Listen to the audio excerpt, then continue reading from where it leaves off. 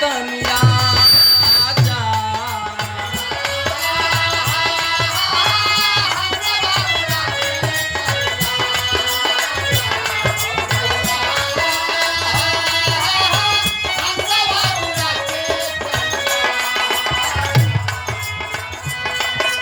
साज समाज आवाज में मैया हो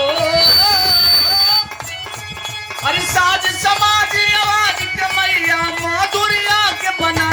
जा मैया हो हंसवा उड़ा के तनिया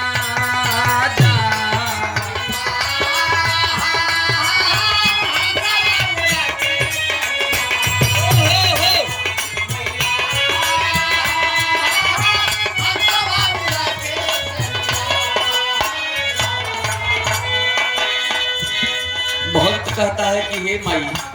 संगीत का होला, संगीत के स्वर कैसन बा हमके मालूम ना हो, लेकिन फिर भी गाई लाई सब तोहार कृपा बा। सारे गम धानी सा कुछ हूँ न जानीला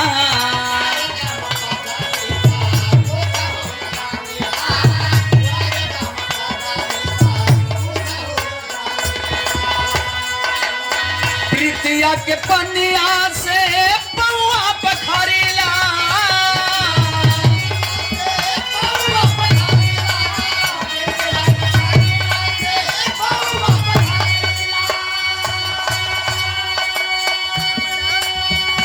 अरे पतझड़ में तू आके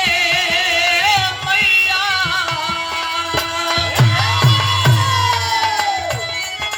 पतझड़ में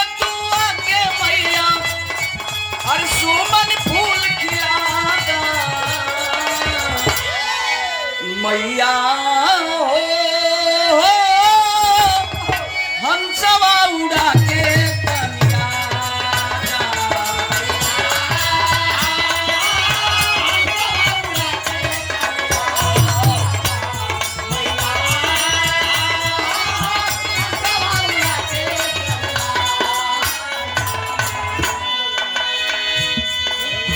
अंतरा के दूसरी लाइन में भक्त पुकार करता है कि हे माई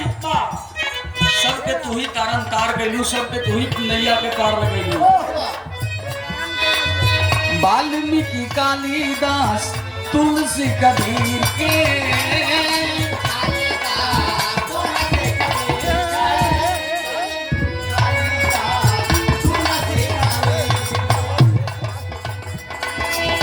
तार देलू है मैया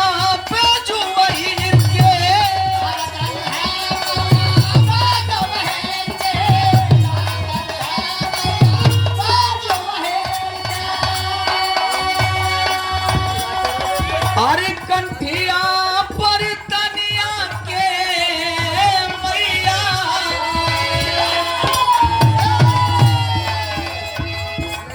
अरे आसान तनी लगा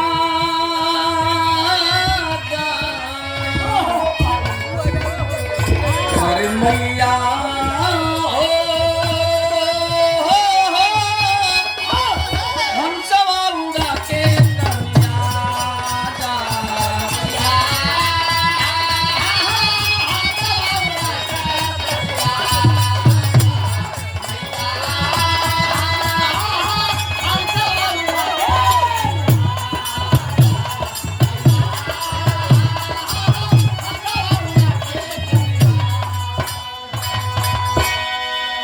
आखिरी लाइन में भक्त कहता है कि हे मैया हमारे खानदान के का नाम बा, हमार का नाम बा।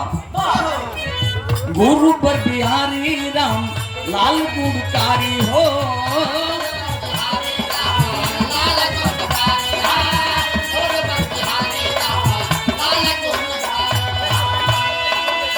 स्वर्गवा में चंद्रिका जी कलम समारी हो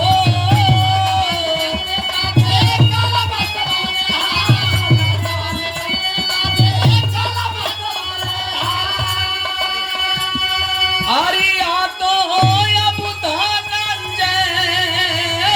मैया अरे भजनिया के गवादा